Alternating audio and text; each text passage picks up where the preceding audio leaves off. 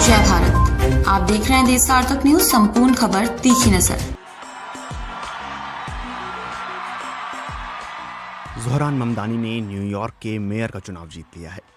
34 साल के ममदानी 100 साल से भी ज्यादा समय में न्यूयॉर्क के सबसे युवा और पहले मुसलमान और दक्षिण एशियाई मूल के मेयर होंगे। जीत के बाद ममदानी ने अपने माता पिता और पत्नी का शुक्रिया अदा किया। ममदानी ने कहा कि वोटर्स ने बदलाव के लिए जनमत दिया है। ध्यान देने वाली बात है कि अमेरिकी राष्ट्रपति डोनाल्ड ट्रंप ने कहा था कि अगर ज़ोहरान ममदानी मेयर का ये चुनाव जीत जाते हैं तो न्यूयॉर्क को फंड देना उनके लिए मुश्किल होगा। इसके जवाब में ममदानी ने कहा था कि ट्रंप उनके चुनावी अभियान से डर गए हैं। ज़ोहरान ममदानी का जन्म साल 1991 में युगांडा की राजधानी कंपाला में हुआ था। वो मशहूर भारतीय अमेरिकी फिल्म डायरेक्टर मीरा नायर और कोलंबिया यूनिवर्सिटी के जाने माने प्रोफेसर महमूद ममदानी के बेटे हैं। ज़ोहरान ममदानी इसराइल से लेकर भारत के प्रधानमंत्री नरेंद्र मोदी तक की खुलकर आलोचना कर चुके हैं।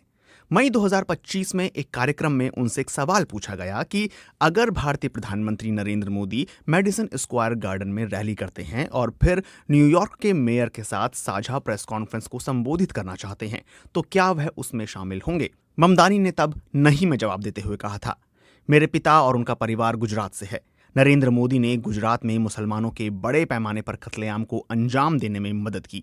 इतनी बड़ी हिंसा हुई कि अब तो ऐसा लगता है जैसे गुजराती मुसलमान हैं ही नहीं। हमें मोदी को उसी नज़र से देखना चाहिए जैसे हम बिन्यामिन नेतन्याहू को देखते हैं। वह एक युद्ध अपराधी हैं। इस बयान के बाद न्यूयॉर्क के कुछ इंडो अमेरिकन और हिंदू सिख समुदायों ने इसे विभाजनकारी और नफरत से भरा बयान बताया था।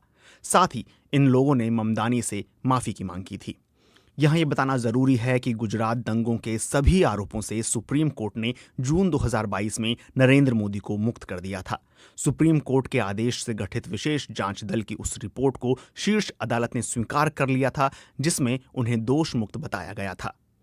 ज़ोहरान ममदानी ने एक अमेरिकी चैनल को दिए इंटरव्यू में इसराइल के यहूदी देश के रूप में अस्तित्व का विरोध किया था। उन्होंने कहा था, मैं किसी ऐसे देश का समर्थन नहीं कर सकता जहां नागरिकता धर्म या किसी और आधार पर बांटी जाती हो। हर देश में समानता होनी चाहिए, यही मेरा विश्वास है। ममदानी ने जब प्राइमरी चुनाव जीता था तब उनकी मुस्लिम पहचान को लेकर भी हमले बढ़ गए थे। विरोधियों ने उन पर खुलेआम नस्लीय हमले किए। रिपब्लिकन सांसद एंडी ऑगल्स ने तो जस्टिस डिपार्टमेंट को पत्र लिखकर ज़ोहरान ममदानी की नागरिकता रद्द कर वापस भेजने की मांग कर दी थी। ममदानी धार्मिक पहचान से जुड़े हमलों का खुलकर जवाब देते रहे। एक इंटरव्यू में ज़ोहरान ममदानी से पूछा गया कि आप पर इस्लामोफोबिक हमले हो रहे हैं, इन हमलों को आपके परिवार में कैसे देखा जाता है। इसके जवाब में ममदानी ने कहा था, ये बहुत ही मुश्किल है, ऐसा आए दिन हो रहा है। मेरे नाम और आस्था के आधार पर लगातार हमले हो रहे हैं, इससे जूझना बहुत मुश्किल है।